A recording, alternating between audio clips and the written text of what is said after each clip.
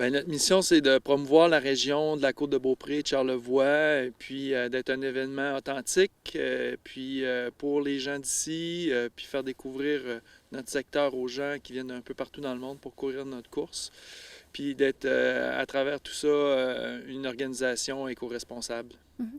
Comment ça s'est passé, le prix que vous avez reçu? Bien, ça s'est très bien passé. On est vraiment content de ça. C'est que c'est un prix qu'on partage avec toute l'équipe, les bénévoles, nos participants. C'est important. Ça a été une grosse année cette année pour nous autres. Les 2 dernières années, on a vécu beaucoup de choses. Il y a eu beaucoup d'ajustements cette année qu'on a dû apporter à l'événement, entre autres la passerelle sur la Mestachibo qui n'existait plus, qui a fallu remplacer par une traverse de rafting sur nos longs parcours. Ça a été quand même assez ardu. On a perdu aussi le passage en dessous de la 368, ou la 369 plutôt, là, où il y avait un ponceau qui a été enlevé pour faire place à un plus petit ponceau.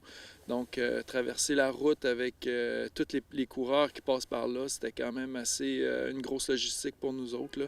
Toutes des petites choses comme ça qui ont fait en sorte qu'au final, on a vraiment élevé notre niveau d'organisation, puis ça s'est transformé en succès, puis on est vraiment content de ça. Mhm. Parlez-nous de vos réalisations à l'international.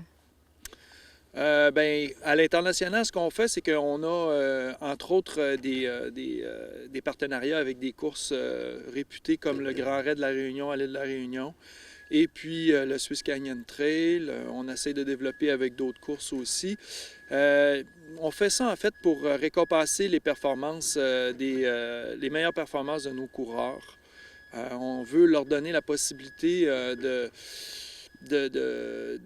se positionner à l'international, de compétitionner sur une scène où il y a plusieurs grands coureurs de l'Europe, entre autres, qui viennent participer, là. Mhm. Mm. Puis, selon les développements, pour vous, qu'est-ce qui vous attend là, à Québec Méga Trail, ici dans la région ou ailleurs? Ben, l'année prochaine, c'est notre 10e anniversaire. Il y a une programmation qui commence à se mettre en place autour de ça.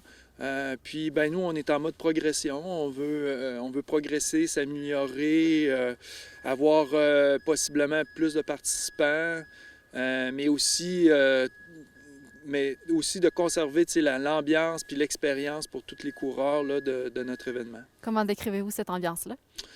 Ben, comme je disais un peu en entrée de jeu, c'est un événement que les gens qualifient de difficile. C'est vraiment comment que je dirais ça, c'est un défi pour les gens de venir ici, puis une belle réalisation quand on termine une course du QMT. Puis en même temps, ben, on est un événement authentique, ça fait qu'on retrouve beaucoup l'esprit trail qu'on appelle dans notre événement, puis on veut conserver ça le plus possible. Aimeriez-vous ajouter quelque chose d'autre par rapport à vos prix, à votre dimension éco-responsable aussi? Ben oui, notre dimension éco-responsable, c'est important pour nous de l'améliorer à chaque année, puis de faire en sorte que non seulement on a un impact durant l'événement, mais après l'événement, ça fait qu'on essaie de s'impliquer un peu partout dans différentes sphères dans la protection des sentiers, entre autres des milieux naturels, de jouer un rôle aussi de conseiller dans le développement éco-responsable ici dans la région. On trouve ça super important. C'est un sujet qui est quand même d'actualité ces temps-ci avec le Mont-Sainte-Anne. Puis ben, on essaie, dans la mesure du possible, de proposer des solutions qui vont perdurer dans le temps et puis qui vont protéger aussi nos espaces naturels. Je vous remercie beaucoup de nous avoir accordé cette entrevue-là et très belle continuité à vous. Merci. Merci.